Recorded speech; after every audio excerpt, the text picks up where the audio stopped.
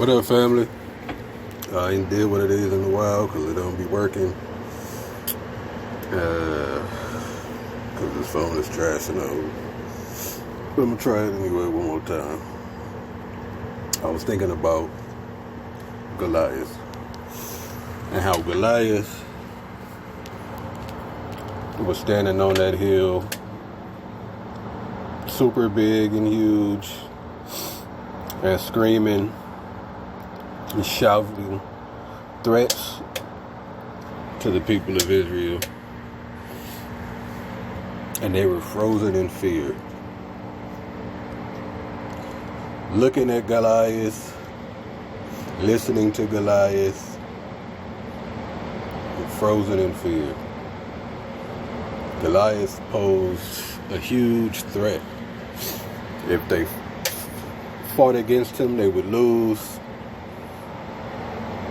and then they would be placed in bondage to their enemy. But David was in the kingdom, focused on serving his father. Message.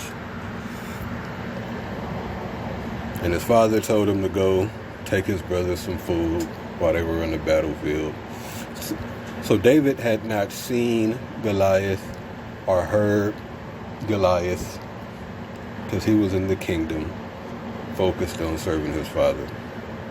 And when David got there, he saw them frozen in fear. And when David heard what had took place, his response to Goliath was much different. He more so treated Goliath like a toddler attacking him with a pillow, if I could put it like that. As though Goliath posed no threat. And what was the difference between the two? The difference between the two was not Goliath, nor was it necessarily what Goliath looked like or what he was saying and the threat that he posed. The difference was the Israelites, their perception versus David's perception of Goliath. The Israelites saw Goliath and they compared him, or their focus was on them comparing Goliath to themselves and how Goliath had the power, the strength, and the threat he posed. Whereas David, the focus he had was in comparison Goliath to the Most High. See, when the Israelites focused on comparing Goliath to themselves,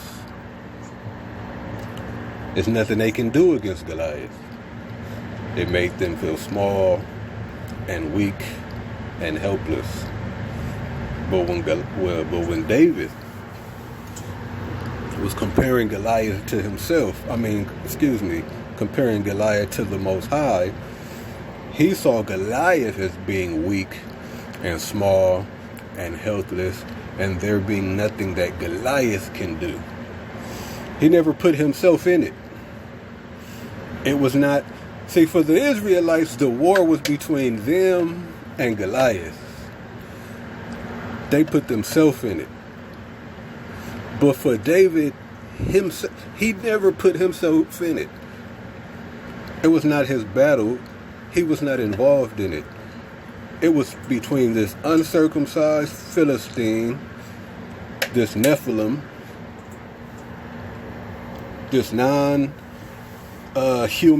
humanoid. It was between the army of the enemy, and it was between the Most High.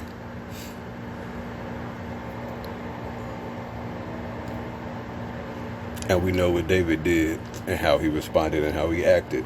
The same thing happened in the wilderness when the Most High told the Israelites to go and spy out the land.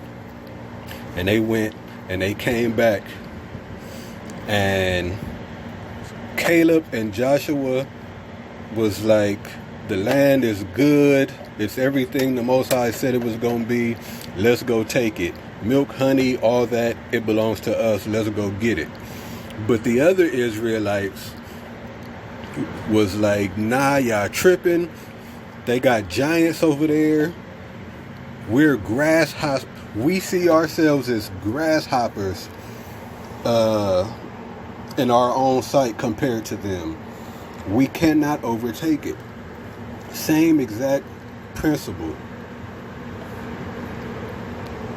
They were focused on how huge these people were and the threat that they posed, with them being against them. The problem is too big. They have too much power. We cannot overcome this. They're going to kill us and or put us in bondage. But Caleb and Joshua was not putting themselves in it. It was the word of the Most High versus those Nephilim. And they saw the word of the Most High and compared that to those people, well, those abominations, and they considered them to be nothing. They said, come, let's go. We can easily overtake it. This is light work. No problem. We got this. Not because they didn't have giants. Not because those people were just toddlers with pillows and they can just easily go kick them over and defeat them. Because it was the Most High's fight, not theirs. It was not about the problem. It was about the perception of the problem and the comparative focus. Are you focused on comparing the problem to your own ability, or are you focused on comparing the problem to the Most High and His ability and His word? And what did He say? If He said, go and take the land, you'll get it. You'll overcome. No different than the 3 Hebrew boys. They did not look at the fire of the furnace. They looked at the Most High. We're not going to be concerned with you and your fire. We're not going to bow down and do what you said, because the Most High can deliver us. And even if He doesn't, we know He's able to. And we would rather face the fire than face rejecting Him. Daniel in the lion's den. I'm not going to focus on these lions. I'm going to focus on the Most High. These lions, and compared to me, are big trouble. They can easily rip me to shreds. But these lions, compared to the Most High, are nothing more than His servants. And they can only do what He allows them to do to me. And the Most High has had lions rip some people to shreds. And I'm sure there's a whole bunch of other examples.